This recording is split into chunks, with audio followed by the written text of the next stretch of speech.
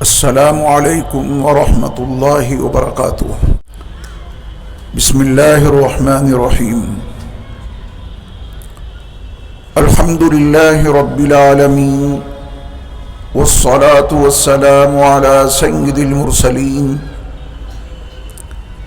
وعلى آلہ واصحابہ وازواجہ وذریاتہ واہل بیتہ اجمعین، اما بعد، فأعوذ باللہ من الشیطان الرجیم، بسم اللہ الرحمن الرحیم۔ وَاعْلَمُوا أَنَّمَا أَمْوَالُكُمْ وَأَوْلَادُكُمْ فِتْنَةٌ وَأَنَّ اللَّهَ عِنْدَهُ أَجْرٌ عَظِيمٌ۔ حضرات علماء کرام، مشائخ اعظام، میرے دینی اور اسلامی بھائیوں، عزیز بچوں اور پردہ نشین خواتین ملت، 15 روزہ اجلاس سیرت مصطفیٰ صلی اللہ علیہ وسلم کی الحمدللہ یہ 11ویں نشست ہے جس میں ہم اور آپ شریک ہیں۔ آج ہماری گفتگو کا عنوان ہے اولاد کی تربیت کے بنیادی اصول۔ دعا فرمائیں کہ اللہ تعالیٰ مجھے اس اہم اور حساس موضوع پر حق باتیں کہنے کی توفیق عطا فرمائے۔ میں آپ سب حضرات کے لیے بھی دعا کرتا ہوں کہ اللہ تعالیٰ آپ تمام حضرات کو ہمیشہ حق سننے کی سعادت بخشے۔ اولاد کا حاصل ہونا یہ ہر انسان کا فطری جذبہ ہے۔ انسان ہی نہیں، جانوروں کو بھی اپنی نسل کی افزائش کی فکر ہوتی ہے۔ ہر جانور اپنی نسل کو آگے بڑھانے کے لیے ہر ممکن کوشش کرتا ہے۔ اللہ تعالیٰ نے تمام مخلوق میں حضرت انسان کو سب سے اعلیٰ اور عرفہ بتایا۔ اپنی ساری مخلوق پہ اللہ نے حضرت انسان کو فوقیت بخشی، اور ہر فوقیت، ہر بلندی، ہر عظمت اپنے ساتھ ذمہ داریاں لے کر آتی ہے۔ جس کا جتنا بڑا مقام و مرتبہ ہوگا اسی قدر اس کی ذمہ داریاں بھی زیادہ ہوں گی۔ اللہ کی ساری مخلوق میں سب سے بہتر، سب سے اعلیٰ اور ارفع حضرت انسان ہیں، تو بلا شبہ ہر شعبے میں انسانوں کی ذمہ داریاں بھی زیادہ ہوں گی۔ اور جانور تو اپنے بچے پیدا کر کے چھوڑ دیتے ہیں، ان سے کیا مطلب؟ ان کی اولاد کہاں جا رہی ہے، کیا کر رہی ہے، بس ایک پرورش کی حد تک جانوروں کے جو ماں باپ ہوتے ہیں، فطری تقاضا پرورش کا جہاں تک ہوتا ہے اسے وہ پورا کرتے ہیں، وہ بھی مادی نقطہ نظر سے، روحانی نقطہ نظر سے نہیں۔ اتنی خدمت انہوں نے کر دی، اس کے بعد پھر اس کی اولاد اپنی من مانی زندگی چاہے جہاں چاہے جیسے گزارے۔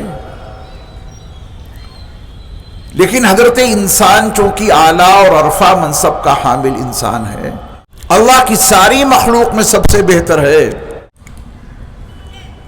تو پھر جو اس کا وہ جذبہ ہے کہ اس کی نسل آگے بڑھے، اس کے لیے اللہ تعالیٰ نے حضرت انسان کو بہت سارے احکام کا مکلف بنایا ہے۔ اپنی اولاد کے سلسلے میں تمہیں وہ رویہ اختیار نہیں کرنا ہے جو اور جانور اختیار کرتے ہیں۔ اولاد کی تربیت آداب زندگی اسے سکھانا، زندگی گزارنے کے اصول انہیں بتانا، یہ ماں باپ کی ذمہ داری ہے۔ اسلام چونکہ معاشرتی زندگی کا علم بردار ہے، اور معاشرتی زندگی میں بلا شبہ کچھ بڑے ہوں گے، کچھ چھوٹے، کچھ ہم عمر ہوں گے، کچھ بالکل بچے ہوں گے، کچھ بہت زیادہ بوڑھے ہوں گے، کچھ مرد ہوں گے، کچھ عورتیں ہوں گی۔ ایسے ہی افراد سے معاشرہ بنتا ہے۔ ایک قدم آگے بڑھ کے آپ یہ بھی کہہ سکتے ہیں کہ اس میں کچھ مسلم ہوں، کچھ غیر مسلم، کوئی دقت نہیں۔ اسلام کے اپنے ایسے جامع اصول ہیں کہ وہ غیر مسلم بھائیوں کے درمیان بھی پرسکون زندگی گزارنے کا ہنر عطا کرتا ہے۔ یہ اسلام کی خاصیت ہے۔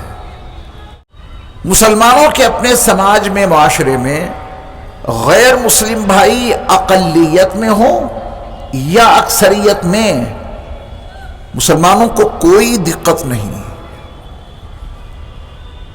کیونکہ ان کو آداب زندگی کا پتہ ہے، انہیں انسانوں کے حقوق معلوم ہیں۔ تو مذہب اپنی جگہ پر، دھرم اپنی جگہ پر، ہمارے اور آپ کے پڑوس میں اگر کوئی غیر مسلم بھائی ہے اور وہ مالی اعتبار سے کمزور ہے تو ذرا اسلام کی ہدایات پڑھ لینا۔ آپ کا ہمارا اسلام اس غیر مسلم بھائی پڑوسی کے لیے ہمیں اور آپ کو کیا ہدایت دیتا ہے۔ کھانا اس وقت تک نہ کھانا جب تک اس پڑوسی غیر مسلم بھائی کے بارے میں یہ معلوم نہ ہو جائے کہ اس کے ہاں اسے اور اس کے بچوں کو کھانا ملا ہے یا نہیں۔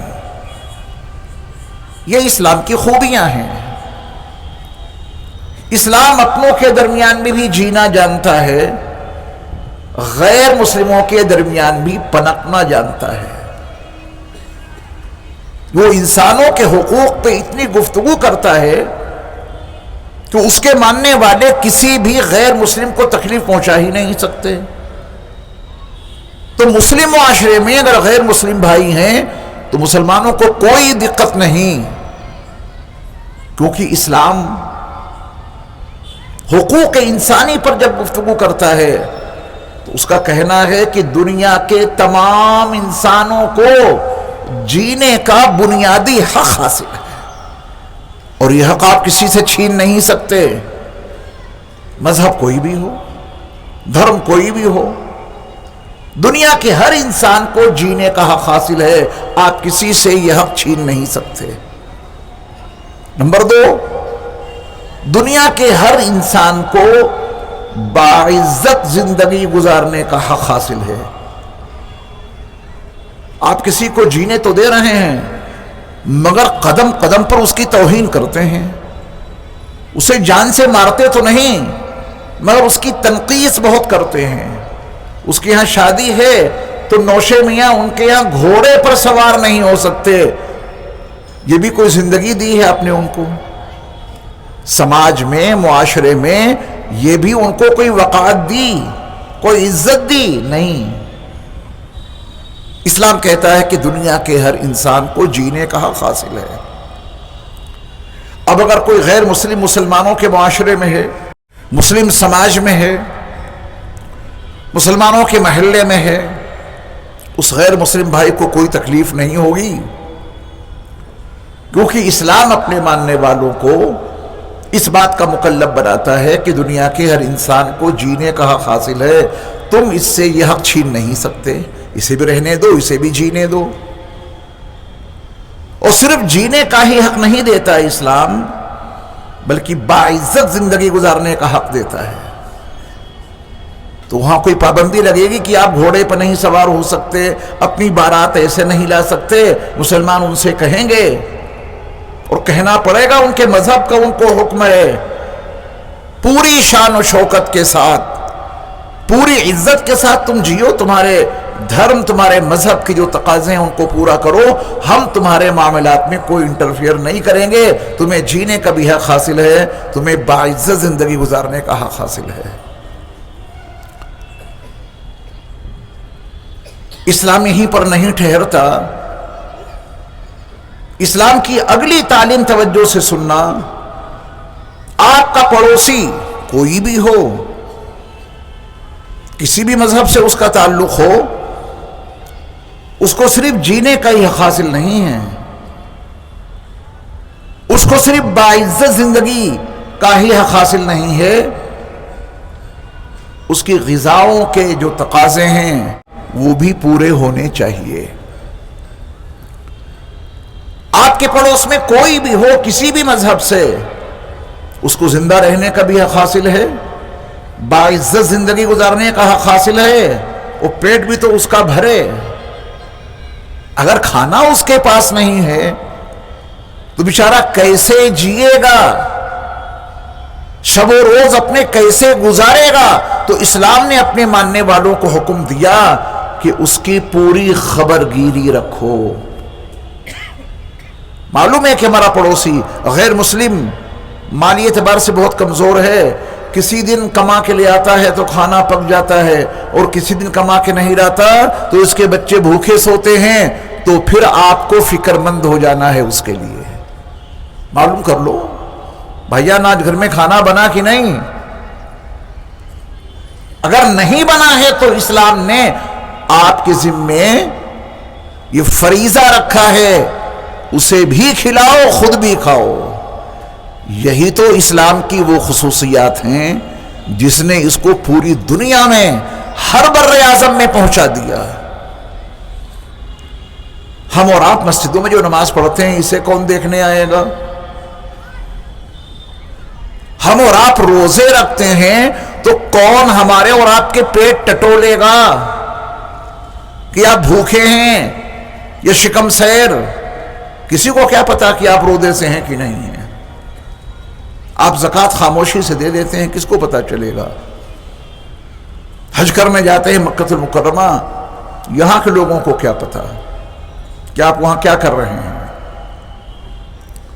یہاں کے لوگوں کو متاثر کرنے کے لیے اسلام نے جو معاشرتی اور سماجی تعلیمات ہمیں اور آپ کو دی ہیں اس کو اپنانا پڑے گا، تو ہمارے غیر مسلم بھائیوں کو معلوم ہو جائے گا کہ یہ ہے اسلام، یہ ہے اسلام کی وہ خوبی جس خوبی نے اس کو پوری دنیا میں پھیلا دیا۔ آپ تصور نہیں کر سکتے، سوچ نہیں سکتے کہ یہ اسلام پوری دنیا میں جو پھیلا ہے یہ طاقت کے بلبوتے پر، یہ قوت کے بلبوتے پر نہیں، اس کے اپنے اخلاق ایسے ہیں، اس کی اپنی تعلیمات ایسی ہیں کہ جہاں جاتا ہے لوگ اس کے ہو جاتے ہیں۔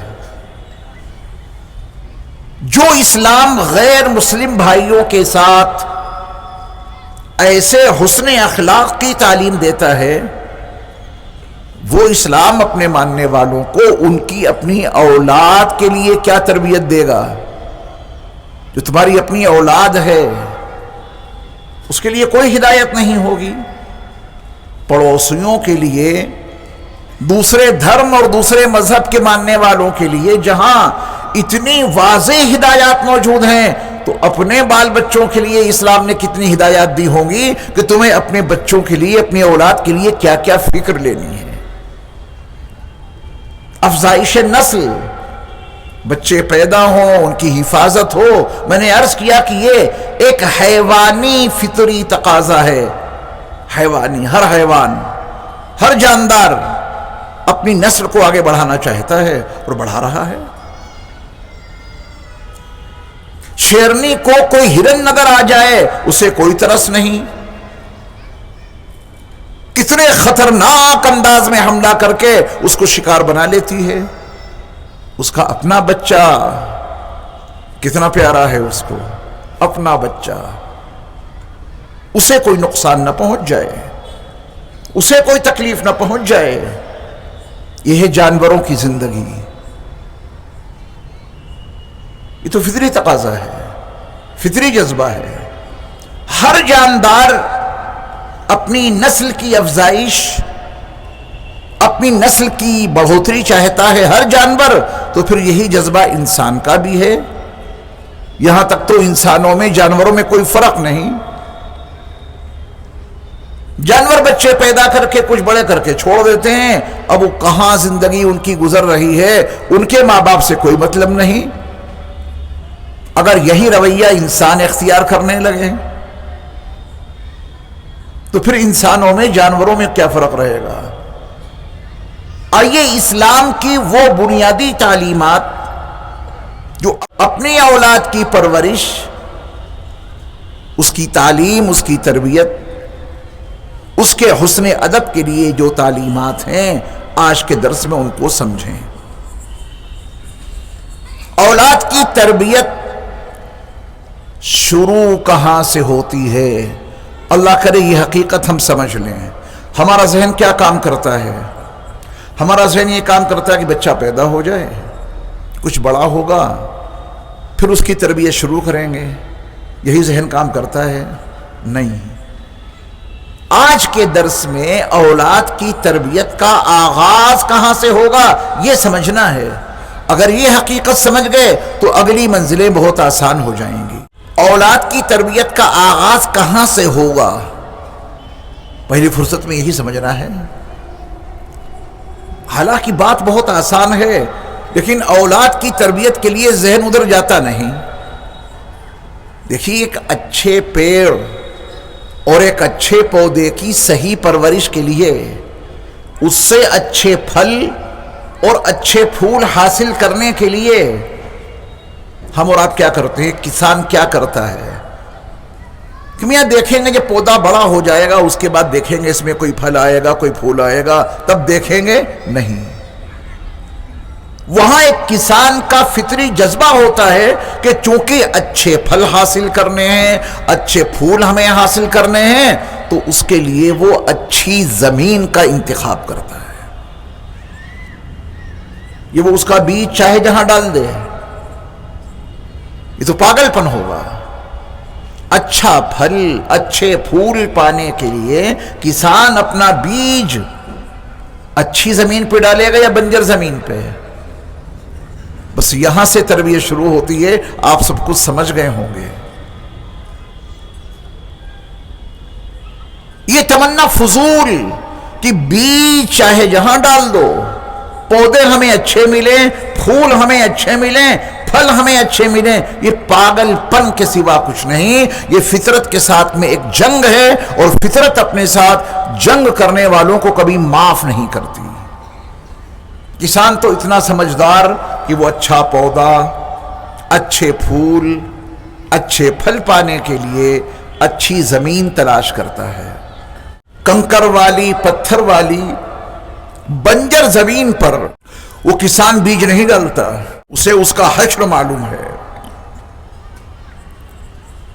کروڑوں درود و سلام ہو نبی مکرم صلی اللہ علیہ وسلم پر کہ آپ نے اس سلسلے میں اپنی امت کی رہبری کر دی۔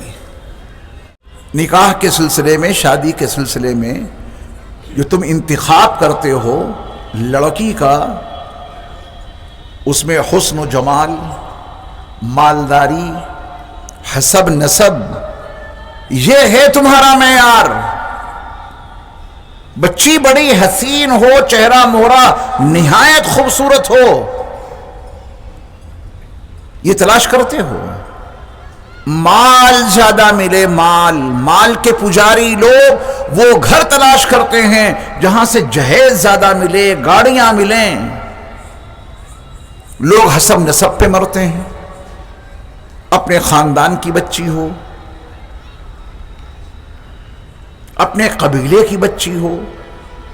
اللہ کے نبی صلی اللہ علیہ وسلم نے نشاندہی کر دی، اولاد کی تربیت کا بنیادی اصول بتا دیا کہ تم دیندار لڑکی کو تلاش کرنا۔ کس کا انتخاب کرو گے؟ دیندار لڑکی کا۔ اب اس کے ساتھ میں حسن جمع ہو جائے، سبحان اللہ، اس دینداری کے ساتھ میں مال جمع ہو جائے، کوئی ممانعت نہیں۔ اس دینداری کے ساتھ حسب نسب جمع ہو جائے، بڑی اچھی بات ہے۔ لیکن دینداری کو مد نظر نہیں رکھا، بس حسن پر فدا ہو گئے، تو کہاں بیج ڈالو گے اس کے نتائج نکلیں گے۔ دینداری کو مد نظر نہیں رکھا، مال دولت پر فدا ہو گئے، پھر کہاں بیج ڈالو گے؟ اس کے نتائج نکلیں گے۔ دینداری کو ملحوظ خاطر نہ رکھ کر حسب نسب پہ قربان ہو گئے، پھر دیکھو بیج کہاں ڈال رہے ہو، اس کے نتائج نکلیں گے۔ رسول اللہ صلی اللہ علیہ وسلم نے دیندار خاتون کے انتخاب کی تلقین کیوں کی؟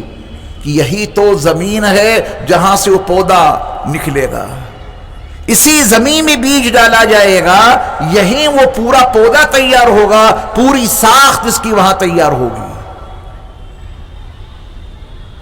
پھر اولاد کی تربیت میں بڑی آسانیاں پیدا ہو جائیں گی۔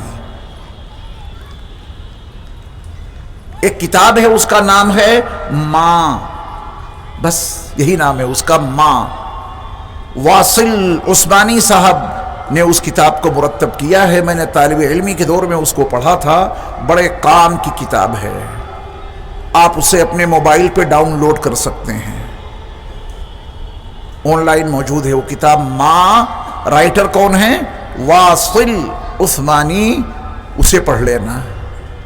اللہ اکبر۔ تو آپ کو پتہ چلے گا کہ جتنے اولیاء اللہ گزرے ہیں یا موجود ہیں، ان میں ان کی والدہ کی تربیت کا کتنا بڑا دخل ہے۔ جب ان کا لاڈلا ان کے رحم میں تھا تو اس ماں نے قرآن مجید کی تلاوت کتنی کی، جب ان کا لاڈلا ان کے رحم میں پرورش پا رہا تھا تو اس ماں نے اس دوران اللہ کا ذکر کتنا کیا، روزے کتنے رکھے، نمازوں کا کتنا اہتمام کیا۔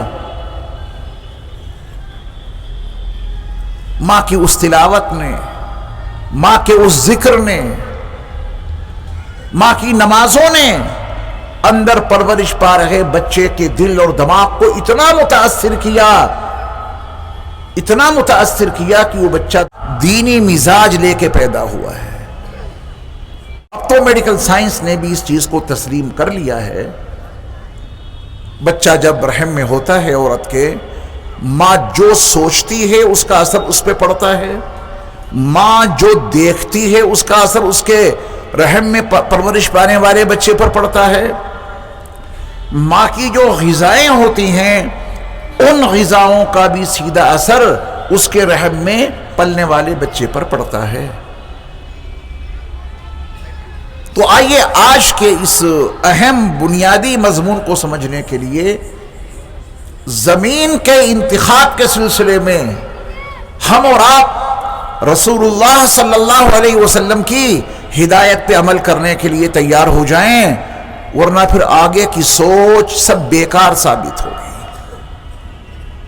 زمین کیسی، کہاں بیج ڈالا، پھر جو پیدا ہوگا اس کے نتائج سامنے آئیں گے، خون کے آنسو رونے پڑتے ہیں۔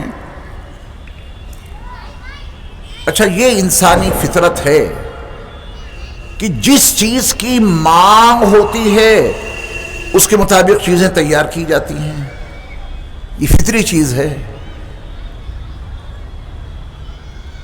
ایک دکان پر جتنے لوگ پہنچتے ہیں کپڑا لینے کے لیے، سب ٹی شرٹ مانگ رہے ہیں، ٹی شرٹ۔ اور دکاندار کے پاس ایک دو تھیں، وہ اس نے بیچ دیں، اور باقی سارا مال فل آستین والا ہے اس کے پاس۔ اب جتنے کسٹمر آ رہے ہیں سب واپس جا رہے ہیں کیونکہ ٹی شرٹ نہیں۔ اس مانگ کے نتیجے میں وہ دکاندار کیا کرے گا وہ آپ کو معلوم ہے، اپنی دکان پہ اب زیادہ سے زیادہ ٹی شرٹ لائے گا کیونکہ اسی کی مانگ ہو رہی ہے۔ تمثیل سے تفہیم میں تصیل ہوتی ہے۔ رشتوں کے لیے جائیں، یہ نہ پوچھنا کہ بینک بیلنس آپ کا کتنا ہے، مکان کتنا بڑا ہے، کیا سامان دیں گے، حسب نسب کیا ہے، خوبصورتی کتنی ہے۔ پہلا سوال دینداری کے بارے میں کر لینا، بچی کی تعلیم و تربیت کے بارے میں کر لینا۔ انہوں نے کہا کہ ہم تو ایک مکان، اتنا بڑا بنگلہ آپ کے بیٹے کے نام رجسٹری کرا دیں گے، یہ بنگلہ آپ کے بیٹے کا، یہ گاڑی آپ کے بیٹے کی، یہ آپ کے بیٹے کے لیے، وہ آپ کے بیٹے کے لیے۔ آپ کہیں کہ یہ ساری باتیں بعد کی ہیں، پہلے ہم دینداری کے عنوان سے کچھ جاننا چاہتے ہیں، دینداری کے عنوان سے آپ مطمئن نہیں ہوئے تو سب کچھ چھوڑ کے آ گئے۔ دوسرا بندہ پہنچا، اس کو بھی اچھی زمین کی تلاش ہے، اس نے ان سے بات چیت کی، انہوں نے ان کو گاڑی، بنگلہ، رقم، یہ دنیا جہان کی پیشکش کر دی، اور وہ بندہ جو رشتہ لے کے گیا ہے وہ ایک بات پہ اڑا ہے، دینداری کے لحاظ سے کچھ بتائیے، بیٹی میں کیا خصوصیات ہیں دین کے لحاظ سے۔ اب ظاہر بات ہے کہ وہاں کچھ ہو تو بتائیں، وہ بھی اس کو چھوڑ کے چلا آیا۔ اب اس لڑکی کے ماں باپ فکر مند ہو جائیں گے کہ اب تو لڑکوں کی مانگ دیندار بچیوں کی ہے، یہ گاڑی بنگلہ کوٹھی کچھ کام نہیں آئے گا۔ تو پھر مسلمان اپنے بچوں کی اور اپنی بچیوں کی تربیت دینی خطوط پہ کرنے لگیں گے یا نہیں؟ مانگ ہی ویسی ہے، کیا کیا جائے؟ اس میں جوانوں کو تیار ہونا پڑے گا، جوانوں کا مزاج بننا چاہیے۔ رشتہ ہی اس بنیاد پر لے گئے کہ وہ ماڈل ہے،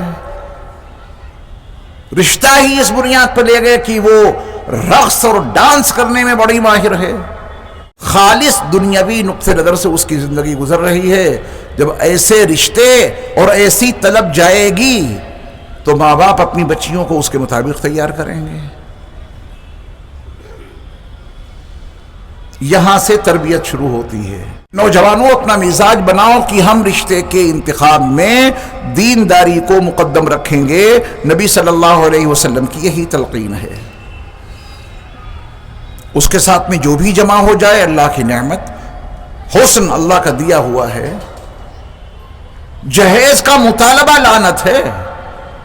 کوئی اپنی بیٹی کو گفٹ دینا چاہے، اپنے داماد کو کچھ گفٹ دینا چاہے، ہدیہ دینا چاہے، وہ منع نہیں ہے۔ جہیز کا مطالبہ نہیں کر سکتے، جو لعنت ہے۔ ساتھ میں حسب نسب جمع ہو گیا، سبحان اللہ۔ لیکن ہمیں اپنے مطالبے میں کس چیز کو مقدم رکھنا ہے؟ دینداری کو۔ بچی قرآن پڑھی ہے، بچی نماز کی پابند ہے، بچی کی تعلیم و تربیت میں آپ نے کیا کیا مساعی جمیلہ برپا کی وہ بتائیے۔ کہاں سے تربیت دلوائی بچی کو ازدواجی زندگی گزارنے کے لیے؟ جب ایسے مطالبے ہوں گے تو بلا شبہ لوگ اپنی بچیوں کو انہی خطوط پر تیار کریں گے۔ اللہ کی توفیق سے پھر وہ بچی ملی جو مطلوب ہے دینداری کے نقطہ نظر سے۔ اب جو نکاح ہوگا، تربیت کا بڑا دخل اس میں بھی ہے۔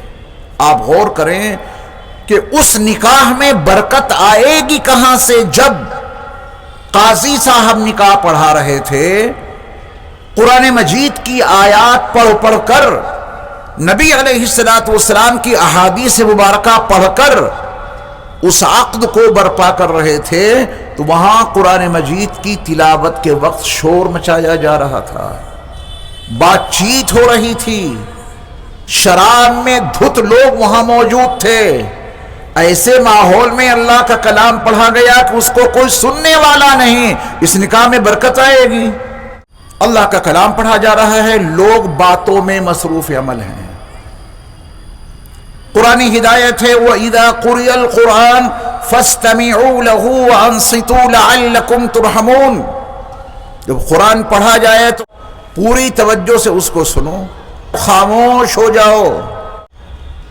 یہ قرآن کی تلاوت کا حکم ہے۔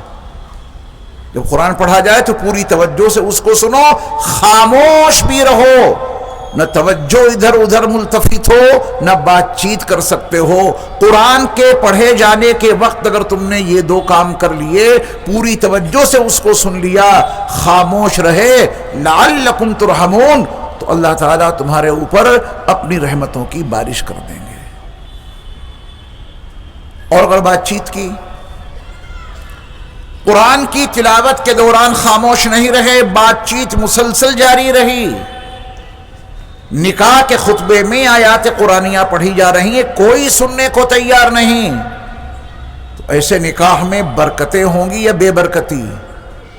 تہیہ کر لو، ارادہ کر لو کہ یہ بنیاد ڈالی جا رہی ہے، نکاح بڑی اہم بنیاد ہے۔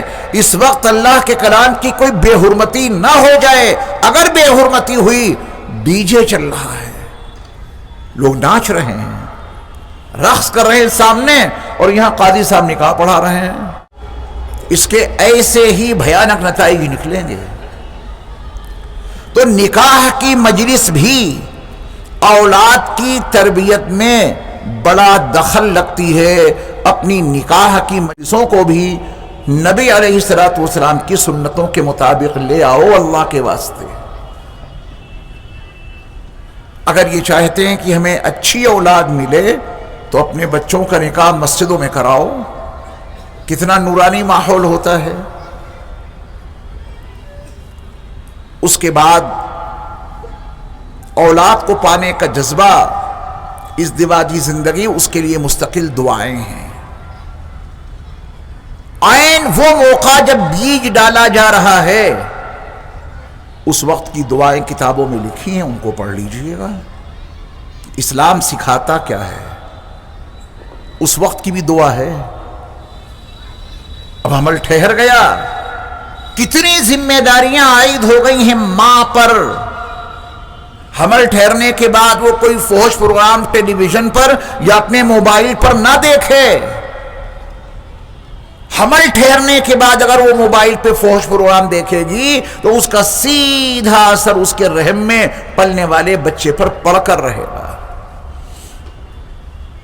کوئی گندا پروگرام، کوئی غلیظ پروگرام کسی بھی زاویے سے ماں نہ دیکھے۔ حمل ٹھہرنے کے بعد وہ ماں قرآن مجید کی تلاوت کثرت سے کرے، اس کا سیدھا اثر اس کے بچے پہ پڑے گا۔ اللہ کے ذکر میں مصروف عمل رہے، ماں کا وہ ذکر اس کے بچے کو متاثر کرے گا۔ حلال روزی استعمال کرے، اس حلال غذا کا سیدھا اثر اس کے رحم میں پلنے والے بچے کے اوپر پڑے گا۔ یہاں سے تربیت ہے۔ اللہ تعالیٰ کی بارگاہ میں دعائیں بھی مسلسل ماں باپ کرتے رہیں۔ ربنا هب لنا من ازواجنا وذرياتنا قرۃ اعین، اے ہمارے رب، ہماری بیویوں کو، ہماری اولاد کو ہماری آنکھوں کی ٹھنڈک بنا دیجئے۔ یہ دعا قرآن میں منقول ہے۔ اے ہمارے رب، آپ ہماری بیوی اور ہمارے بچوں کو ہماری آنکھوں کی ٹھنڈک بنا دیجئے۔ بیوی آنکھوں کی ٹھنڈک بن جائے، زندگی بڑی پرسکون گزرے گی، چاہے جھگی جھوپڑی میں رہتے ہوں۔ اور بیوی اگر آنکھوں کی ٹھنڈک نہ بن سکی تو سارے محل بیکار ہیں۔ سچ، حقیقت ہے یہ۔ بڑے بڑے محل ہیں لوگوں کے پاس، اس میں انہیں سکون نہیں، باہر وقت گزارتے ہیں، بڑی رات ہو جاتی ہے جب گھر جاتے ہیں، اور صبح ہی نکل جاتے ہیں، کہتے ہیں گھر میں اچھا نہیں لگتا۔ اچھا کہاں سے لگے؟ بیوی کو اپنی آنکھوں کی ٹھنڈک بنانے کے لیے کبھی اللہ سے کچھ مانگا؟ اور جب رشتہ تلاش کرنے گئے تھے تو وہاں آنکھوں کی ٹھنڈک کا کوئی انتظام دیکھا؟ وہاں تو مال اور حسن و جمال اور حسب نسب پر تم فدا تھے۔ جس سے آنکھوں کی ٹھنڈک ملتی ہے وہ تم نے سوچا بھی نہیں۔ اے اللہ، ہماری اولاد کو ہماری آنکھوں کی ٹھنڈک بنا دیجئے۔ ضرور بنے گی، بیج صحیح مقام پہ پڑا ہو، اس کی صحیح پرورش ہو تو یہی اولاد آنکھوں کی ٹھنڈک بنے گی۔ قرآن مجید میں ایک مضمون ہے، متعدد مقامات پر سن کر رونگٹے کھڑے ہو جاتے ہیں، پیروں کے نیچے سے زمین نکل جاتی ہے، اور اللہ کا بیان ہے، برحق ہے، اس میں شک اور شبہ نہیں کیا جا سکتا۔ یا ایھا الذین آمنوا ان من ازواجکم واولادکم عدوا لکم، ایمان والو، تمہاری کچھ بیویاں ایسی ہیں جو تمہاری دشمن ہیں۔ ایمان والو، تمہاری کچھ اولاد، سب نہیں، من لگایا ہے ہمارے اللہ نے، کچھ تمہاری اولاد ایسی ہے جو تمہاری دشمن ہے، دشمن۔ کیا قرآن کا بیان سچ نہیں ہے؟ سچ ہے۔ کتنی بیویاں اپنے شوہروں کے لیے دشمن ثابت ہوتی ہیں. تمہاری کچھ اولاد تمہاری دشمن ہے، دشمن تمہارے ہاتھوں کی کمائی ہے. ظہر الفساد فی البر والبحر بما کسبت ایدی الناس. خشکی میں تری میں جتنا فساد پھیلا پڑا ہے یہ سب تمہارے ہاتھوں کی کمائی ہے. سلیکشن کے وقت، نکاح کے وقت، اس سے پہلے دینداری کا تصور ہی نہیں. یہ گھر میں ایک ایسی بچی لائی جائے جو دیندار ہو، اس کے ماں باپ نے اس کی صحیح تربیت کی ہو. ایک بچی جب پڑھتی ہے تو ایک خاندان پڑھتا ہے. ہر بچے کی پہلی درسگاہ اس کی ماں کی گود ہوتی ہے. پہلا اسکول اس کی ماں کی گود ہے. اس میں جیسی تربیت ہو جائے تو بہت ضروری ہے کہ گھر میں وہ خاتون لائی جائے جو اسلامی خطوط پر بچوں کی تربیت کر سکے. یہ نہیں کہ جب بچے پیدا ہو جائیں گے، بڑے ہو جائیں گے، اس کے بعد ان کی تربیت دیکھیں گے، ان کی تربیت کریں گے. اور عجیب انداز ہے تربیت کرنے کا. ماں کی گود میں بچہ ہے، وہ رو رہا ہے اور سامنے کوئی مولانا صاحب بیٹھے ہیں تو تربیت نہ ہونے کے نتیجے میں وہ ماں کہتی نہیں مانے گا، ابھی مولانا صاحب کے حوالے کر دوں گی، یہ تیری دھنائی کریں گے، تیری پٹائی کریں گے. اب وہ چھوٹا بچہ بچپن میں ہی اس طرح کی وضاقتہ سے ڈرنے لگا. ماں کی نادانی نے بچپن سے ہی اپنے بچے کے ذہن میں اس وضاقتہ کے لوگوں کا خوف بھر دیا، ڈر بھر دیا. ڈرواتی ہی نا مائیں اپنے بچوں کو کہ مولوی صاحب کے پاس بھیج دوں گی، اس کو ہلکے میں مت لینا. یہ تربیت کا وہ غلط انداز ہے کہ پھر وہ بچہ علماء صلحاء کے قریب نہیں جائے گا، کیونکہ بچپن میں ہی اس کے دل اور دماغ میں ایسی وضاقتہ کے لوگوں کا خوف بٹھلا دیا گیا. ایک جہالت جو اس بچے کو غلط روش پہ پہنچا دیتی ہے. ماں نے یہ حرکت کیوں کی؟ بچوں کے دلوں میں جو یہ ڈر ایک مخصوص وضاقتہ کا بٹھلایا جا رہا ہے، اس سے بچوں کی تربیت نہیں ہوگی، وہ غلط رخ پہ چل پڑیں گے. تو ماؤں بہنوں سے بھی میری گزارش ہے کہ وہ کبھی بھی اپنے بچوں کے سامنے ایسی باتیں نہ کریں. کریں گی تو پھر بچوں کا وہی ذہن بنے گا، کیونکہ ان بچوں کا پہلا اسکول اس ماں کی گود ہی تو ہے، وہی ہے اس کی پہلی درسگاہ. قرآن مجید نے ایک مضمون اور بیان کیا ہے مال اور اولاد کو عنوان بنا کر. قرآن مجید کے 9ویں پارے میں سورۃ الانفال میں اللہ کا فرمان ہے وَاعْلَمُوا. بات اللہ نے یہاں سے شروع کی. وَاعْلَمُوا ایک حقیقت ہے جس کو تسلیم کر لو، جان لو، انکار نہ کرنا. حقیقت ہے، مان لو. وَاعْلَمُوا خوب جان لو، دل کی گہرائیوں سے اگلی بات کو تسلیم کر لینا. انما اموالکم واولادکم فتنہ. ایک سچائی ہے کہ تمہارے مال اور تمہاری اولاد یہ آزمائش کا ذریعہ ہیں. فتنہ آزمائش کا ذریعہ. اللہ تمہیں مال دے کر کے بھی آزماتے ہیں اور اللہ تمہیں اولاد دے کر کے بھی آزماتے ہیں. اللہ کرے اس حقیقت کو ہم اس عنوان سے لینے والے بن جائیں کہ اللہ نے ہمیں جو مال عطا کیا ہے وہ ہماری آزمائش کے لیے ہے، اور اللہ نے جو ہمیں اولاد عطا کی ہے وہ بھی ہماری آزمائش. یاد رکھیے یہ انسان کا فطری جذبہ ہے. اگر دل سے اس کو مان لیا کہ یہ مال اور اولاد ہماری آزمائش کے لیے ہیں تو ہر انسان آزمائش اور امتحان میں کامیاب ہونا چاہتا ہے، تو پھر وہ مال کو ویسے استعمال کرے گا جس سے اللہ کی رضا اسے مل جائے، وہ اپنی آزمائش میں امتحان میں کامیاب ہو جائے گا. اولاد آزمائش کا ذریعہ، پھر تو اولاد پہ وہ ایسی محنت کرے گا کہ وہ اولاد اس اسٹیج پہ آ جائے جہاں وہ آزمائش میں کامیاب ہو جائے اور اس کا اللہ اس کی اولاد کی وجہ سے اس سے راضی ہو جائے. یہ حقیقتیں کھولی ہیں قرآن نے. صحیح بخاری کی روایت ہے، رسول مکرم صلی اللہ علیہ وسلم نے فرمایا کوئی والد اپنی اولاد کو اس سے بہتر تحفہ نہیں دے سکتا. سب سے بہتر تحفہ. ہمارے اور آپ کے ذہنوں میں تحفے کے عنوان سے کیا کچھ نہیں آئے گا. فلاں صاحب بہت اچھے ہیں، وہ اپنے بیٹوں کے لیے 500 گز کا مکان بنوا کے گئے ہیں، پوری کوٹھی ان کے لیے بنوا دی. انہوں نے اپنی اولاد کے لیے اتنی بڑی فیکٹری بنوا دی. انہوں نے اپنی اولاد کے لیے اتنا انتظام کر دیا ہے سیاست کی کرسیوں پر بیٹھ کر کہ نسل در نسل بیٹھ کے کھائے، کوئی دقت نہیں. یہ تحفے ہیں ہمارے اور آپ کے ذہن میں والد کی طرف سے اس کی اولاد کے لیے. لیکن تاریخ تو کچھ اور بتاتی ہے. زیادہ دور جانے کی ضرورت نہیں ہے، جمنا پار کر لیجیے، آگے لال قلعہ دکھائی دے گا. زیادہ دور جانے کی ضرورت نہیں. لال قلعہ جس میں نہر بہشت، جنت کی نہر، دیوان خاص، دیوان عام، ہر جگہ کاریگری، اتنا بڑا علاقہ. جس نے اتنا بڑا قلعہ بنوایا وہ کسی کا باپ ضرور تھا. ایسا نہیں کہ جس نے وہ قلعہ بنایا اس کی کوئی اولاد ہی نہ ہو.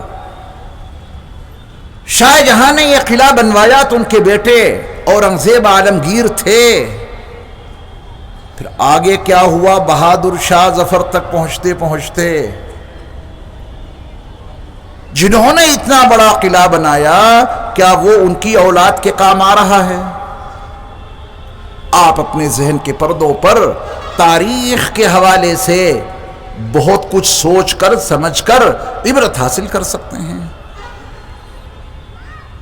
پہلے بچپن نے تجھ کو ہے برسوں کھلایا، جوانی نے پھر تجھ کو مجنوں بنایا، بڑھاپے نے آ کر کے کیا کیا ستایا، اور اجل تیرا کر دے گی بالکل صفایا. اجل موت، اجل تیرا کر دے گی بالکل صفایا.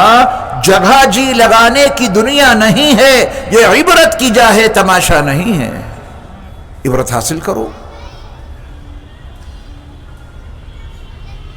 کیسے کیسے نامور آئے، کیسے کیسے تاجور آئے، کیسے کیسے طاقت اور قوت والے شہنشاہ اس دنیا میں آئے.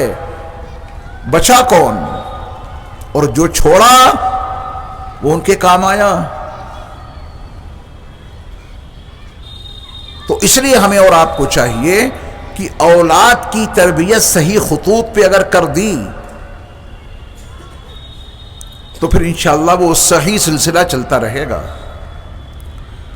تو میں آپ کو صحیح بخاری کی جو حدیث سنا رہا تھا، رسول اللہ صلی اللہ علیہ وسلم نے فرمایا کوئی باپ اپنی اولاد کو اس سے بہتر تحفہ نہیں دے سکتا کہ وہ اس کی اچھی تربیت کر دے. اس سے بڑا کوئی تحفہ نہیں.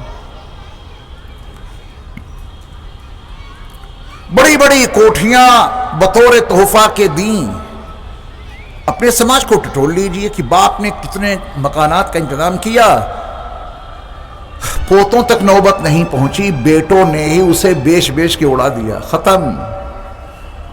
پوتوں تک کی نوبت نہیں آئی، بیٹوں نے ہی سب تباہ کر دیا. یہ بھی کوئی تحفہ؟ باپ نے بہت بڑی فیکٹری چھوڑی اپنے بیٹوں کے لیے، اور بیٹوں نے پوری فیکٹری تباہ کر دی. کیا ایسا ہوتا نہیں؟ ہوتا ہے. یہ کوئی تحفہ نہیں جو ہم نے اور آپ نے سوچ رکھا ہے یہ کر دو اولاد کے لیے، یہ کر دو اولاد کے لیے. اللہ حفاظت فرمائے کہ جو اولاد جس کی صحیح تربیت نہ ہوئی ہو، ماں باپ اس کو چاہے کچھ کیوں نہ دے دیں، وہ اولاد اپنے ماں باپ سے راضی نہیں ہوتی. کتنی مہنگی گاڑیاں دلوا دیجیے، روزانہ کا خرچ 50,000 روپے باندھ دیجیے، سب سے مہنگی موٹر سائیکل دلوا دیجیے، اس سے کچھ نہیں ہوگا. یہ بہت بڑی خام خیالی ہے جس میں اور تو اور لا الہ الا اللہ محمد رسول اللہ کے پڑھنے والے بھی مبتلا ہو گئے. یہ کوئی تحفہ ہے؟ اور بغاوت پیدا ہوگی اور بے راروی پیدا ہوگی جو کچھ دلا رہے ہیں. کروڑوں درود و سلام ہو نبی مکرم صلی اللہ علیہ وسلم کی ذات گرامی پر کہ آپ نے نشاندہی کر دی کہ ایک باپ اپنی اولاد کو جو سب سے بہتر تحفہ دے سکتا ہے اس سے بڑا کوئی تحفہ ہو ہی نہیں سکتا، وہ ہے حسن ادب. اچھی تربیت کر دو ان کی، ادب سکھا دو ان کو، تبھی جا کے وہ آنکھوں کی ٹھنڈک بنیں گے. ورنہ واقعات یہ بتاتے ہیں کہ جس اولاد کے لیے سب کچھ کیا، جب باپ بوڑھا ہوا کسی کام کے قابل نہ رہا تو اس اولاد نے اپنے باپ کو گھر سے نکال کے وہاں پہنچا دیا کہ جہاں بوڑھے لوگوں کو رکھا جاتا ہے. ایسے سینٹر بنے ہوئے ہیں. ویسے تو اللہ کے فضل و کرم سے جب آپ ان سینٹروں کا جائزہ لیں گے تو ابھی بھی کافی غنیمت ہے. ہمارے غیر مسلم بھائیوں کا تاثر ہے کہ ان سینٹروں میں ہمارے ہی لوگ آتے ہیں، زیادہ مسلمان نہیں آتے. یہ آپ کی تربیت ابھی کچھ کام کر رہی ہے تو بوڑھے لوگ وہاں نہیں جا رہے ہیں. اور جو ناہنجار اولاد جس کے ماں باپ نے اس کی صحیح تربیت نہیں کی تو وہی اولاد اپنے بوڑھے باپ کو وہاں سینٹر میں پہنچا دیتی ہے، وہیں پڑے رہو. ابھی میں انگلینڈ میں تھا. لندن اور برمنگھم میں تقریباً 200 کلومیٹر کا فاصلہ ہے. ان کا بوڑھا باپ برمنگھم میں تھا، بیٹا لندن میں. باپ کا انتقال ہوا، بیماری کے دوران اس کو اطلاع کی گئی تو اس نے کہا کہ ابھی میں بہت بزی ہوں، آ نہیں سکتا. کچھ دنوں کے بعد بیٹے کو خبر کی گئی کہ تمہارے باپ کا انتقال ہو گیا. تو اس نے وہیں لندن میں بیٹھے بیٹھے فون پہ یہ کہہ دیا کہ ان کی تجہیز و تکفین کے جتنے مصارف ہیں اس کا بل میرے پاس بھیج دینا، دفن کروا دو. وہاں کچھ خدمت گزار کمیٹیاں ہیں جو یہ کام انجام دیتی ہیں. وہ کفن لائے، غسل دیا، کفن پہنایا، دفن کر دیا، بل پہنچ گیا. اس نے وہیں لندن میں بیٹھے بیٹھے بل ادا کر دیا. یہ رشتہ ہے انسانی رشتہ؟ انسانی رشتہ تو نہیں ہے یہ. وہ بیٹا اس بوڑھے باپ کی آنکھوں کی ٹھنڈک کیوں نہ بن سکا؟ اس میں قصور، بہت بڑا قصور ماں باپ کا ہے، جنہوں نے صرف دنیا کو مقدم رکھا، دینی نقطے نظر سے ان کا ذہنی نہیں بنایا، ماں باپ کی عظمت ان کے دلوں میں نہیں اتاری. ایک خطیب اسٹیج سے آپ کو بہت بعد میں بتائے گا کہ جنت تیری ماں کے قدموں کے نیچے ہے، تو بہت بعد میں بتائیں گے. بچپن سے ہی بچے کو یہ سمجھا دیا جائے کہ بیٹا یہ تیری جو ماں ہے نا، تیری جنت اسی کے قدموں کے نیچے ہے. تیرا باپ جنت کے دروازوں میں سے سب سے بہتر دروازہ ہے. نبی کی یہ دونوں باتیں اس کے ذہن میں اتار دیجئے بچپن میں. اس بچے کو جنت کی تلاش ہے، وہ جنت میں جانا چاہتا ہے. وہ جنت کا متلاشی نوجوان کہیں نہیں جائے گا، اپنی ماں کی خدمت کو ہی اپنی زندگی کا سب سے مقدم عمل سمجھے گا. اویس قرنی رسول اکرم صلی اللہ علیہ وسلم کی بارگاہ میں حاضر ہونے کی تمنا تو رکھتے تھے، مگر میرے مصطفیٰ علیہ الصلوۃ والسلام نے اویس سے کہا تھا کہ ماں کی خدمت کرو، یہاں نہ آؤ. اس سے آپ اندازہ لگائیں کہ ماں کا مقام و مرتبہ کیا ہے. یہ بات گھروں میں مولانا صاحب تو بعد میں بتائیں گے، یہ بات بچپن سے اتارو ان کے ذہنوں میں کہ تمہاری جنت تمہاری ماں کے قدموں کے نیچے ہے اور تمہارا باپ یہ جنت کا سب سے بہترین دروازہ ہے. یہ ماں باپ کی وہ تربیت ہے جو بچے کے ذہن کو اسلامی خطوط پر لے آئے گی. تو باپ کا جو سب سے بہتر تحفہ ہے اپنی اولاد کے لیے وہ حسن ادب، حسن تربیت، ان کی صحیح تربیت کی جائے. حضرت عبداللہ ابن عمر رضی اللہ تعالیٰ عنہ کا فرمان عالی شان ہے، کل قیامت کے دن تم سے تمہاری اولاد کے بارے میں باز پرس ہوگی کہ تم نے ان کو کیسی تربیت دی اور ان کو کیسا علم سکھایا۔ قیامت کے دن پوچھا جائے گا باپ سے۔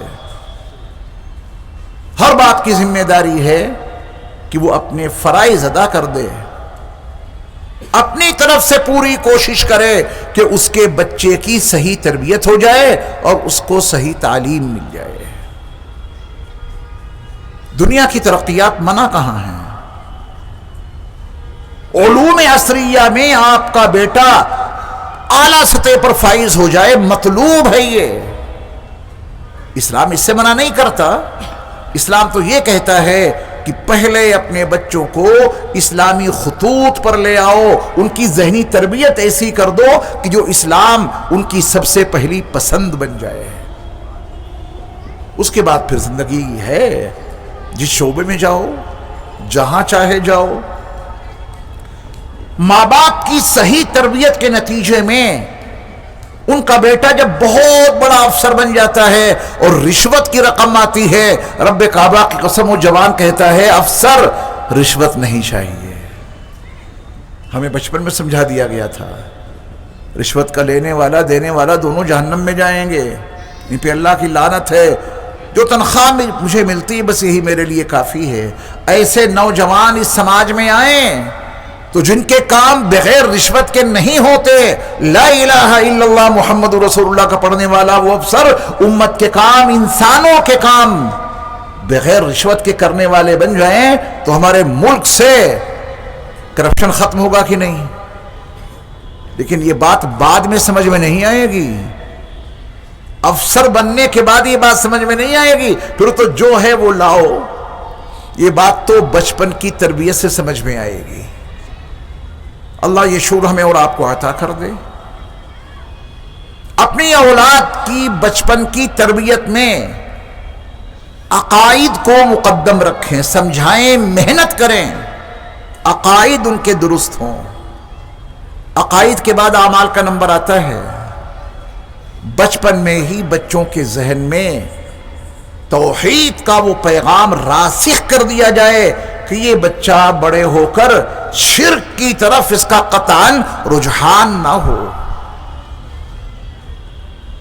اللہ ایک، بچوں کو سکھاؤ بچپن میں اللہ ایک، اکیلا،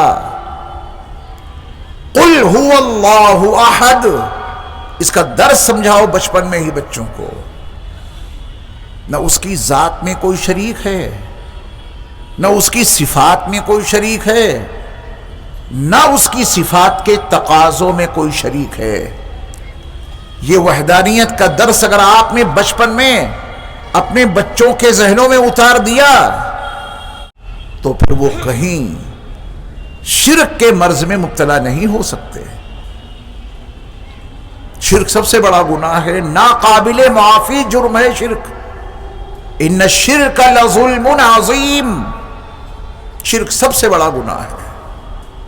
ان اللہ لا یغفر ان یشرک بہ ویغفر ما دون ذلک لمن یشاء، اللہ اس جرم کو نہیں معاف کریں گے اگر اس کے ساتھ میں کسی نے شریک ٹھہرایا۔ ہاں اس کے علاوہ جو اور گناہ ہیں وہ چاہیں گے تو معاف کر دیں گے۔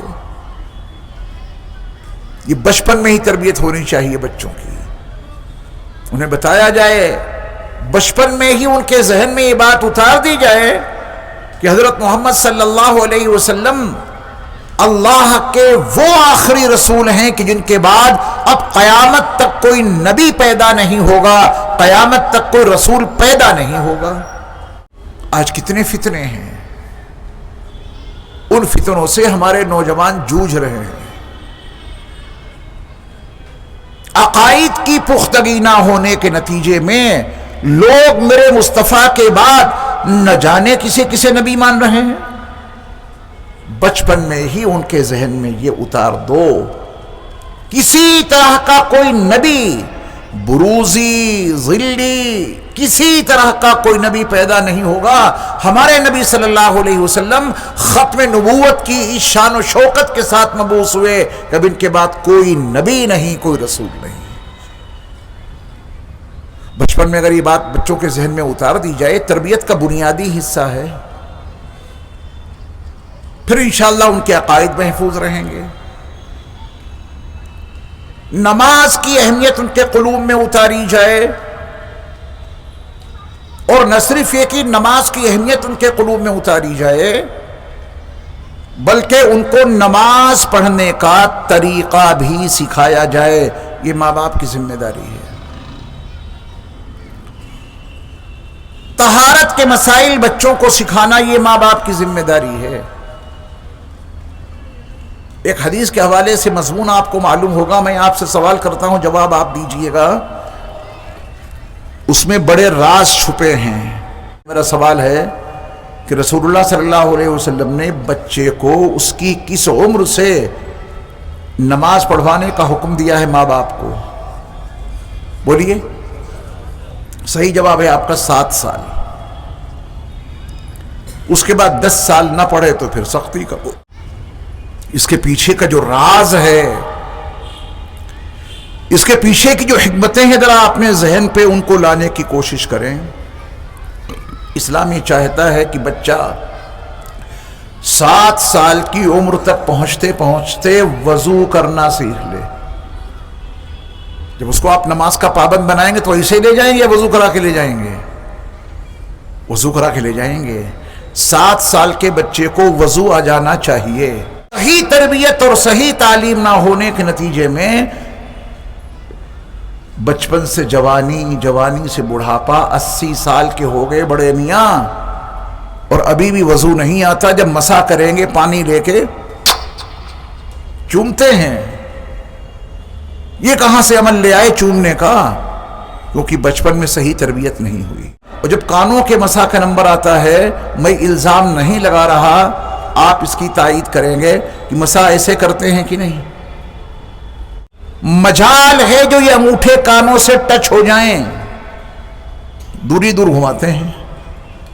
بچپن میں اس بچے نے اپنے ابا کو ایسے ہی کرتے دیکھا تھا، ہے نا؟ پوری زندگی پھر ایسے ہی مسح ہوتا رہا۔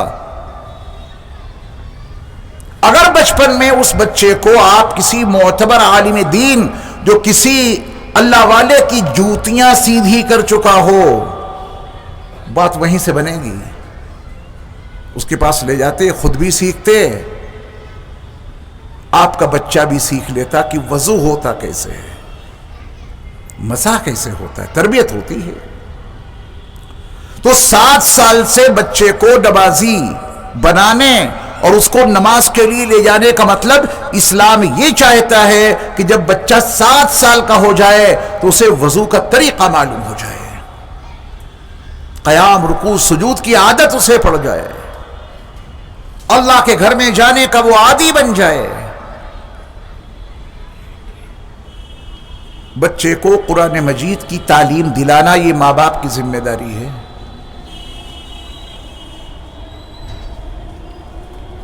میں ایک باہر کے ملک کے سفر میں تھا، میرے ساتھ میں ایک صاحب تھے، اچھی خاصی ان کی عمر۔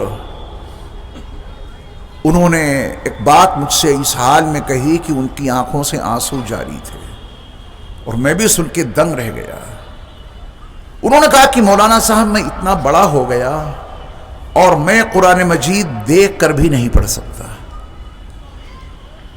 انہوں نے وجہ یہ بتائی کہ میرے والد سرکاری ملازم تھے، ان کا تبادلہ ہوتا رہتا تھا، ایک جگہ مکمل ٹھہر نہیں سکے، یہاں تک کہ ہم لوگ بڑے ہو گئے اور بچپن میں کسی مدرسے سے ہمیں ہمارے والد نے وابستہ نہیں کیا، اسکول پڑھاتے رہے۔ ان کو احساس تھا کہ میرے باپ نے مجھ پر ظلم کیا۔ ماں باپ کی ذمہ داری ہے کہ وہ بچپن میں ہی اپنے بچے کو مذہبی کتاب قرآن مجید پڑھنے کے قابل بنا دیں، کم از کم وہ دیکھ کے تو پڑھنے والا بن جائے۔ کچھ صورتیں اس کو زبانی بھی بچپن میں ہی یاد ہو جائیں، کیونکہ اس کے بغیر نماز نہیں ہوگی۔ یہ سب وہ بنیادی چیزیں ہیں جس طرف ہم اور آپ عام طور پہ توجہ نہیں دے پاتے۔ بچہ اسکول میں گیا تو کتنے فکر مند رہتے ہیں، اور وہی بچہ جب مدرسے جاتا ہے تو کتنے بے فکر ہو جاتے ہیں۔ بچہ وہی، باپ بھی وہی، اسکول گیا تو بڑی فکر، اور جو مدرسے گیا تو بے فکر ہے۔ اسی بے فکری نے ہمیں اور آپ کو یہاں تک پہنچا دیا کہ نئی نسل قرآن مجید سے بالکل نہ آشنا ہو گئی، نہ وہ اردو جانتے ہیں، نہ قرآن مجید کی تلاوت جانتے ہیں۔ پھر ایسے لوگ اگر دین سے بیزار ہو گئے آئندہ چل کر، پھر اس پہ تعجب کیوں؟ اگر آگے چل کے یہ لوگ منحرف ہو گئے اسلام سے تو اس پہ تعجب کیوں؟ کیونکہ بچپن میں ان پر کوئی محنت نہیں ہوئی، نہ ان کے عقیدے صحیح کیے گئے، نہ اللہ کے بارے میں، نہ رسول اللہ کے بارے میں، نہ فرشتوں کے بارے میں، نہ اللہ کی اور کتابوں کے بارے میں عقیدے درست نہیں کرائے گئے۔ اور بچپن میں بچوں کے عقائد کی درستگی یہ ماں باپ کی صلاحیت پر موقوف ہے۔ ماں باپ کی جیسی صلاحیتیں ہوں گی اس کے مطابق ہی بچوں کی تربیت ہوگی۔ کتنے ماں باپ ہیں جو اپنے بچوں کو ناچتا تھرکتا دیکھ کر خوش ہوتے ہیں؟ اب ان کی بچی ڈانس کر رہی ہے، وہ جتنا ڈانس کر رہی ہے اتنے اس کا باپ خوش ہو رہا ہے، اس کی ماں خوش ہو رہی ہے کہ ہماری بچی تمام ڈانس کرنے والوں میں اعلیٰ نمبر پہ ہے۔ جب یہی ذہن بنے گا تو اسی کے نتائج برآمد ہوں گے۔ اسلام ایک مکمل نظام زندگی اور ایک مکمل دستور حیات کا نام ہے۔ اس میں عقائد کا علم، مسائل کا علم، فقہ کا علم، یہ سب ضروری ہے۔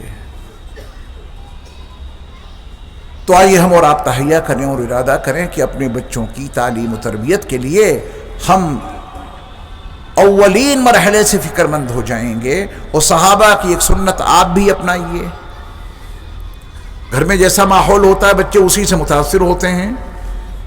صحابہ کی ایک سنت آپ بھی 24 گھنٹے کی معمولاتی زندگی میں عملی طور پہ اپنے اندر برپا کیجیے، اور وہ یہ ہے کہ روزانہ آپ کے علم میں دینی نقطہ نظر سے اضافہ ہونا چاہیے۔ دینی علم روزانہ اضافہ پذیر رہنا چاہیے۔ جب تک آپ کو کوئی نیا علم حاصل نہ ہو جائے جو آپ نہیں جانتے تھے اب تک، جب تک سوئیے نہیں۔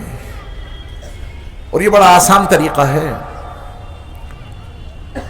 اس فقیر کا یہی معمول ہے اللہ کی توفیق سے۔ روزانہ جب تک میں نیا علم سیکھ نہیں لیتا جب تک نہیں سوتا ہوں۔ کتاب پڑھنی شروع کی، پہلا صفحہ پڑھا، وہ باتیں پہلے سے معلوم تھیں، دوسرا صفحہ پڑھا، وہ باتیں ساری پہلے سے معلوم تھیں۔ کتنے صفحات تک جانا پڑتا ہے، پھر وہاں کوئی ایسی بات آتی ہے جو پہلے سے معلوم نہیں تھی۔ اب نیا علم مل گیا، اس پہ اللہ کا شکر۔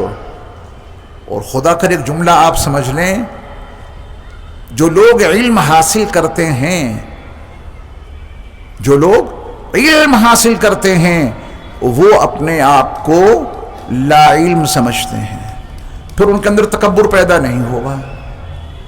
اور جو علم حاصل کرنا بند کر دیتے ہیں وہ کہتے ہیں کہ ہم سے بڑا عالم کون ہے، پھر ان میں تکبر پیدا ہو جاتا ہے، کیونکہ ان کو یہ پتا ہی نہیں کہ علم کی دنیا وسیع کتنی ہے۔ ان کو چند معلومات ہیں، اسی پہ ٹھہر گئے اور اپنے آپ کو سب سے بڑا علامہ سمجھ لیا۔ اگر آپ روزانہ نیا علم حاصل کریں گے تو یہ عمل آپ میں عاجزی پیدا کرے گا، انکساری پیدا کرے گا کہ میں کتنا لا علم انسان، کہ 40 سال گزر گئے اور مجھے یہ تک معلوم نہ ہو سکا کہ انا للہ و انا الیہ راجعون، یہ اللہ نے صرف اپنے پیارے نبی کے ذریعہ امت محمدیہ کو عطا کیا ہے۔ اس سے پہلے کسی بھی نقصان پر انا للہ و انا الیہ راجعون پڑھنے کا کوئی طریقہ اللہ نے کسی نبی، کسی رسول کو کبھی بتایا ہی نہیں۔ نقصان پہلے بھی ہوتے تھے، پریشانیاں پہلے بھی آتی تھیں، اور نبیوں اور رسولوں کو مصائب جھیلنے پڑے۔ حضرت یعقوب علیہ السلام کے بیٹے یوسف علیہ السلام ان سے اوجھل ہو گئے زمانے تک۔ انا للہ و انا الیہ راجعون حضرت یعقوب نے کہیں نہیں پڑھا، یہ کہتے تھے یا اسفا علی یوسف، ہائے افسوس یوسف پر، زمانہ گزر گیا ملا نہیں، پتہ نہیں کب ملے گا۔ انا للہ و انا الیہ راجعون کبھی نہیں پڑھا، کیوں؟ اللہ تعالیٰ نے یہ عظیم تحفہ اپنے پیارے آخری نبی حضرت محمد صلی اللہ علیہ وسلم کی امت کے لیے محفوظ کر رکھا تھا۔ نبی آخر الزماں تشریف لائے، اللہ نے قرآن میں اس آیت کو نازل کیا، ہمیں اور آپ کو استرجاع اختیار کرنے کا حکم دیا گیا۔ کوئی مصیبت آئے تو تم انا للہ و انا الیہ راجعون پڑھ لو، اللہ اس مصیبت کو دور کر دیں گے۔ کوئی نقصان ہو گیا، انا للہ و انا الیہ راجعون پڑھ لو، اللہ اس نقصان کو پورا کر دیں گے۔ یا تو وہی چیز دے دیں گے جو نقصان میں آئی تھی، یا اس کا کوئی نعم البدل دے دیں گے، یہاں نہیں تو وہاں دے دیں گے ضرور، کیونکہ آپ نے اس نقصان پہ پڑھا ہے انا للہ و انا الیہ راجعون۔ اب دیکھیے آپ کے علم میں اضافہ ہوا جن حضرات کو پہلے سے نہیں معلوم تھا۔ میں اپنی بات بتا رہا ہوں کہ جب میں اس کا مطالعہ کر رہا تھا اور پڑھتے پڑھتے میرے سامنے حقیقت آئی تو میں نے خود اپنے بارے میں سوچا کہ تو کتنا لا علم ہے، اتنا وقت گزر گیا، عمر کے اس اسٹیج پہ آ گیا اور یہ تک تجھے پتا نہیں کہ انا للہ و انا الیہ راجعون کتنا عظیم تحفہ ہے۔ یہ عاجزی کب پیدا ہوئی؟ جب نیا علم ملا۔ وَفَوْقَ كُلِّ ذِي عِلْمٍ عَلِيمٍ، ہر جاننے والے کے اوپر ایک جاننے والا ہے۔ تو آج کے دور میں ہم اور آپ دیکھتے ہیں کہ نیا علم حاصل نہ کرنے کا بھیانک نتیجہ یہ نکل رہا ہے، جس کو دیکھو اپنے آپ کو علامہ سمجھے بیٹھا ہے۔ علماء کی، اماموں کی کوئی قدر نہیں رہی۔ آپ کے ذہن میں یہ خناس اتار دیا گیا، آپ کے ذہن میں فطور پیدا کر دیا گیا، بس جو آپ نے سیکھ لیا وہی بہت کافی ہے۔ علماء کی تحقیر کرنے لگے، علماء کی توہین کرنے لگے۔ یہ کیوں؟ یہ مرض کہاں سے پیدا ہوا؟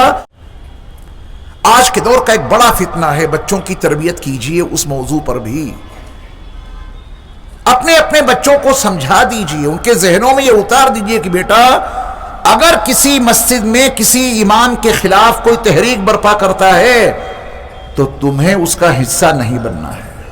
یہ سمجھا دو اپنے اپنے بچوں کو۔ آج کے دور میں ہر علاقے میں یہ فتنہ اٹھ رہا ہے، ہر مسجد کے تعلق سے نوجوان لڑکے اٹھتے ہیں اور امام کی کوئی قدر نہیں کرتے، وہ اپنی باتیں ان سے منوانا چاہتے ہیں، اور جو امام ان کی بات نہیں مانتے ان کے خلاف تحریک برپا کر دیتے ہیں، ان کو ہٹاؤ، ان کو نکالو۔ اہل علم کی اسی توہین نے اور اہل علم کی اسی تنقیص نے، علماء اور ائمہ کے ساتھ اس برے برتاؤ نے امت کو علمی لحاظ سے یتیم بنا دیا۔ جہاں سے علم آپ کو مل سکتا تھا وہ راستے آپ نے پہلے ہی ختم کر دیے کہ مولانا صاحب کو کیا آتا جاتا ہے، امام صاحب کو کیا معلوم ہے، اور یہ سب کچھ آپ کر رہے ہیں، امام موجود، بیان آپ کا چل رہا ہے۔ اس اسٹیج تک آپ کو کون لے آیا؟ غور کیجیے۔ ایک عالم دین جو قرآن بہت اچھا پڑھتے ہیں، اس کا ترجمہ بھی وہ جانتے ہیں، اس کے احکام وہ جانتے ہیں، دارالعلوم دیوبند، مظاہر العلوم سہارنپور، ندوۃ العلماء لکھنؤ، بڑے بڑے مدارس کے اساتذہ نے ان کو سند دی ہے کہ آپ قرآن بھی سنا سکتے ہیں، سمجھا سکتے ہیں، اور حدیث بھی سنا سکتے ہیں، سمجھا سکتے ہیں، مسائل بھی بتا سکتے ہیں، سمجھا سکتے ہیں، سند ہے ان کے پاس۔ یہ امت کہاں آ گئی؟ عالم دین، مستند عالم دین موجود ہے، بیان آپ کا چل رہا ہے، دھوکے میں آپ مبتلا ہیں، جو سنی سنائی باتیں آپ بتاتے ہیں حدیث کے نام پر، اپنی زندگی تباہ کر رہے ہیں آپ۔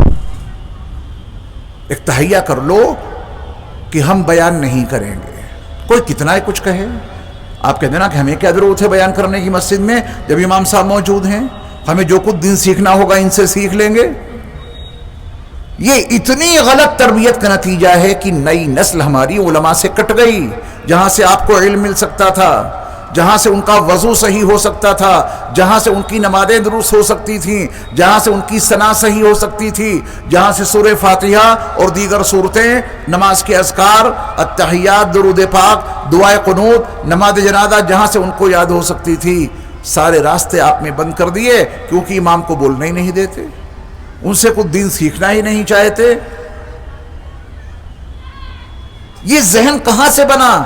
یہ ایک دم سے ذہن نہیں بنا، اس کے پیچھے لگاتار کوششیں، سعی پیہم، جہد مسلسل ہے، تب جا کے یہ ذہن بنا کہ ہاں ہمیں علماء سے دین نہیں سیکھنا، خود ہی سیکھ لیں گے، اور نتیجہ اس کا بھیانک آپ کے سامنے۔ میں جس مسجد میں خدمت انجام دیتا ہوں، سعیدیہ مسجد میں، وہاں جب کوئی جنازہ آتا ہے تو نماز جنازہ پڑھانے سے پہلے میں تمام لوگوں کو، چونکہ باہر کے کافی مہمان ہوتے ہیں، ہر جنازے میں باہر کے الگ الگ مہمان ہوتے ہیں، تو میں سب سے پہلے ان کو نماز جنازہ کی نیت یاد کراتا ہوں، اور ان سے پوچھتا ہوں کہ مجھے یہ بتائیے، آپ لوگوں میں سے کتنے حضرات ہیں جن کو نماز جنازہ کی نیت معلوم ہو؟ عیدین کی نماز کی نیت تو امام صاحب بتا دیتے ہیں، کیونکہ سال کے بعد نماز آتی ہے، عید کی نماز، بقرعید کی نماز سکھا دیتے ہیں امام صاحب نیت۔ جنازے کی نماز کی نیت کبھی سکھائی کسی امام نے؟ کیونکہ جیسے ہی امام صاحب سکھانے کھڑے ہوں گے تو آپ ہنگامہ برپا کر دیں گے، امام صاحب ہمارے پاس اتنا ٹائم نہیں ہے، نماز پڑھائیے۔ تو امام صاحب بھی سوچتے ہیں جہاں جاتے ہیں جانے دو، ہماری تعلیم و تربیت سے ان کو اتنی نفرت۔ کل میں نے آپ کو وہ حدیث سنائی تھی جس میں دونوں کی ذمہ داریاں میرے مصطفیٰ صلی اللہ علیہ وسلم نے بتائی ہیں۔ ان علماء کا کیا حال ہوگا جو علم کے باوجود سکھاتے نہیں ہیں اپنے پڑوسیوں کو، اور ان کا کیا حال ہوگا جن کے پڑوس میں علماء موجود ہیں پھر بھی وہ ان سے سیکھتے نہیں ہیں۔ دونوں برابر کے مجرم ہیں۔ تو آپ دیکھیے کہ میں ابھی آپ کو نماز جنازہ کی نیت بتاؤں گا، جو حضرات اس سے پہلے سے واقف ہیں سبحان اللہ، اور جو نماز جنازہ کی نیت سے بالکل واقف نہیں، انہیں محسوس ہوگا کہ ہاں آج میرے علم میں اس حوالے سے بھی اضافہ ہو گیا، اور یہ نیت مجھے بتانی نہیں بلکہ آپ کو یاد کرانی ہے۔ میں جو الفاظ کہوں آپ کہیے گا، کیونکہ نماز جنازہ پڑھتے پڑھتے زندگی گزر گئی، اس کے مسائل بالکل نہیں معلوم امت کو، دعائیں نہیں معلوم، نیت نہیں معلوم، تو نیت سے ہی آغاز ہوگا ہر عمل کا۔ ہر نماز سے پہلے آپ نیت کرتے ہیں، تو نماز جنازہ بھی نماز ہے، اس سے پہلے نیت ہوگی، اور وہ نیت معلوم نہیں لوگوں کو۔ کہیے نیت کرتا ہوں میں نماز جنازہ کی واسطے اللہ تعالیٰ کے۔ یہ لفظ بڑا معنی خیز ہے۔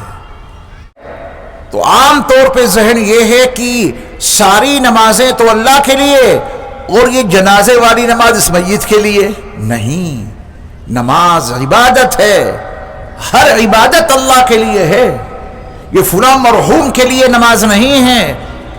التحیات للہ والصلوات والطیبات، تمام قولی عبادتیں، تمام فعلی عبادتیں، تمام مالی عبادتیں کس کے لیے؟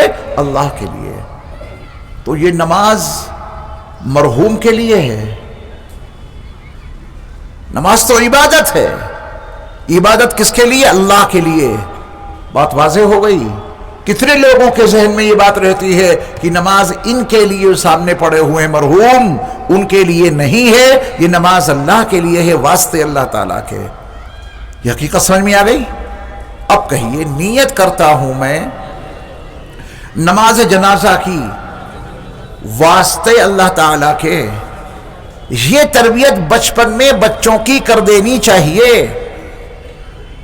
بچپن میں اگر نہیں ہوگی، 50-60 سال کے ہو جائیں گے آپ، پھر کچھ نہیں پتہ چل پائے گا، کیونکہ اس عمر میں آ کے پھر کچھ سیکھنے کا جذبہ ہی ختم ہو جاتا ہے۔ میں تو دل کی گہرائیوں سے آپ تمام لوگوں کے لیے دعائیں کرتا رہتا ہوں کہ یا اللہ، آپ نے اپنے ان بندوں کے دلوں میں دین سیکھنے کا جذبہ پیدا کیا، کتنی قربانیوں کے ساتھ میں لوگ یہاں آتے ہیں، آپ کی سلامتی کے لیے دعائیں کرتا رہتا ہوں. یہ معمولی کام نہیں جو آپ کر رہے ہیں. آپ جن قربانیوں کے ساتھ میں یہاں آ رہے ہیں اس کا فائدہ ضرور ہوگا انشاءاللہ. ایسا نہیں کہ آپ آئیں اور آپ کا وقت میں ضائع کروں یہاں وہاں کے لطیفے سنا کر. نہیں، آپ روز یہاں سے کوئی نہ کوئی نیا علم لے کر کے جاتے ہیں. اللہ مجھے اور آپ کو عمل کی توفیق عطا فرمائے. یہ نیت میں آپ کو اس لیے یاد کرا رہا ہوں کہ اب جا کر اپنے بچوں کی تربیت کر دینا.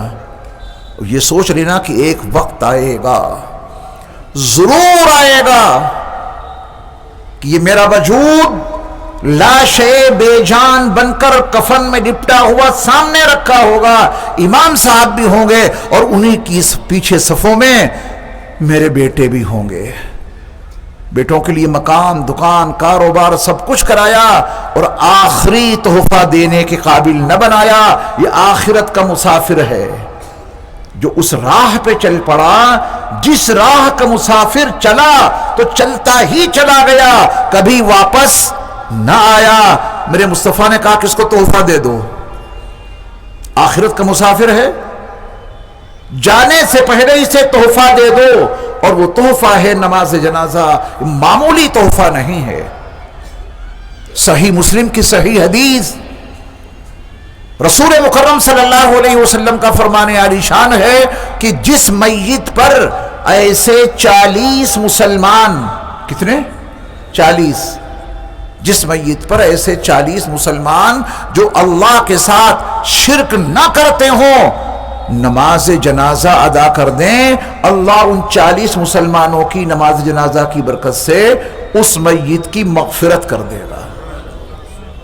یہ معمولی کام نہیں. نماز 40 نمازیوں کی نماز کی برکت سے اللہ اس میت کی مغفرت کر دے گا. معمولی کام ہے. اور وہی آتا نہیں. اللہ کے ہاں کوانٹیٹی نہیں کہ صاحب فلاں جنازے میں لاکھوں لوگ تھے. میاں ان لاکھوں لوگوں میں سے نماز جنازہ کتنوں کو آتی ہے؟ یہ ہے مسئلہ. یہ تحفہ بنے گا کب؟ جب آپ کو نماز جنازہ آتی ہو تبھی تو تحفہ بنے گا. کوالٹی چاہیے، زیادہ نہیں. 40 ہی ہوں جو اللہ کے ساتھ میں شرک نہ کرتے ہوں. نماز جنازہ پڑھ دیں، اس کی برکت سے اللہ اس میت کی مغفرت کر دیں گے. آپ کو کیا ملے گا؟ آپ نے نماز جنازہ پڑھی، وہ بھی صحیح مسلم کی روایت ہے. رسول اللہ صلی اللہ علیہ وسلم نے فرمایا جو نماز جنازہ میں شرکت کرے، نماز جنازہ ادا کرے، اللہ اس کو 1 قیراط ثواب عطا کریں گے. اور جو نماز جنازہ کے ساتھ ساتھ تدفین میں حصہ لے لے، دفن کرانے میں حصہ لے لے، اب اللہ اسے 2 قیراط ثواب عطا کریں گے. اور 1 قیراط 1 احد پہاڑ کے برابر ہے. کتنا بڑا ہے احد پہاڑ؟ یہ آپ کو ملے گا. میت کی مغفرت ہو جائے گی، آپ کو احد پہاڑ کے برابر ثواب مل جائے گا. یہ سب کچھ ہوگا کب؟ جب آپ نماز جنازہ ادا کر دیں تبھی تو ملے گا. اور نمازی ادا نہیں ہو تو کیوں ملے گا؟ نہ میت کو فائدہ ملے گا نہ آپ کو. تو نیت میں یہ بات خاص طور پر ملحوظ رہے کہ یہ نماز جنازہ میں کس کے لیے پڑھ رہا ہوں؟ اللہ کے واسطے نیت کرتا ہوں میں. کہیے بلند آواز سے، نماز جنازہ کی واسطے اللہ تعالی کے 4 تکبیروں کے ساتھ. یہ بڑا معنی خیز جملہ ہے نیت میں. 4 تکبیروں کے ساتھ جنازے کی نماز میں نہ رکوع ہوتا ہے، نہ سجدے، نہ رکعتیں. یہ 4 تکبیریں 4 رکعتوں کے قائم مقام ہیں. یہ سمجھنا ہے آج کے درس میں آپ کو. یہ 4 تکبیریں 4 رکعتوں کے قائم مقام ہیں. ابھی آپ نے عشاء کی نماز پڑھی، 4 رکعت فرض. اگر اس میں 1 رکعت نہ پڑھتے تو کیا عشاء کی نماز ہو جاتی ہے؟ ظہر عصر میں 4 رکعتیں ہیں. اگر ان میں سے 1 2 3 رکعتیں غائب کر دیتے تو کیا نماز ہو جاتی؟ یہ 4 تکبیریں نماز جنازہ میں فرض ہیں. فرض 4 رکعتوں کے قائم مقام. اگر کسی ایک مقتدی نے، کسی بھی شخص نے 4 تکبیروں میں سے 1 تکبیر بھی چھوڑ دی، اس کی طرف سے نماز جنازہ کا تحفہ میت کو نہیں ملے گا کیونکہ تحفہ تیار ہی نہیں ہو پایا۔ چاروں تکبیریں فرض ہیں، اور حقیقت کیا ہے وہ آپ کو خوب معلوم ہے کہ نماز جنازہ میں پہلی تکبیر تو پڑھ لیتے ہیں، پہلی اللہ اکبر، باقی امام صاحب کے حوالے۔ یہ باقی تکبیریں بھی آپ کو پڑھنی ہیں، امام کی ہر تکبیر کے بعد آپ کو تکبیر پڑھنی ہے۔ امام صاحب کہیں اللہ اکبر، اس کے فوراً بعد آپ کہیں اللہ اکبر، کہیں گے چاروں تکبیریں۔ اگر کوئی ایک تکبیر بھی چھوٹ گئی تو نماز جنازہ ادا نہیں ہوگی، چاروں تکبیریں فرض ہیں۔ یہ بات اکثر لوگوں کو نہیں معلوم ہوتی، اس سے ناواقف ہیں۔ پہلی تکبیر تو پڑھ لیتے ہیں، اس کے بعد خاموش کھڑے رہتے ہیں۔ ان کی طرف سے کوئی تحفہ میت کو نہیں ملے گا۔ اس کے بعد جو نیت کا حصہ ہے وہ بڑا آسان ہے۔ آپ امام کے آگے ہوتے ہیں یا پیچھے؟ پیچھے ہی ہوتے ہیں، چہرہ آپ کا قبلے کی طرف ہوتا ہی ہے۔ اس نماز میں درود بھی پڑھا جاتا ہے، دعا بھی، تو نیت میں اس بات کا استحضار رہے کہ درود شریف حضرت محمد صلی اللہ علیہ وسلم پر، دعا اس میت کے لیے، دعا اس میت کے لیے، نماز اللہ کے لیے۔ فرق سمجھ گئے آپ؟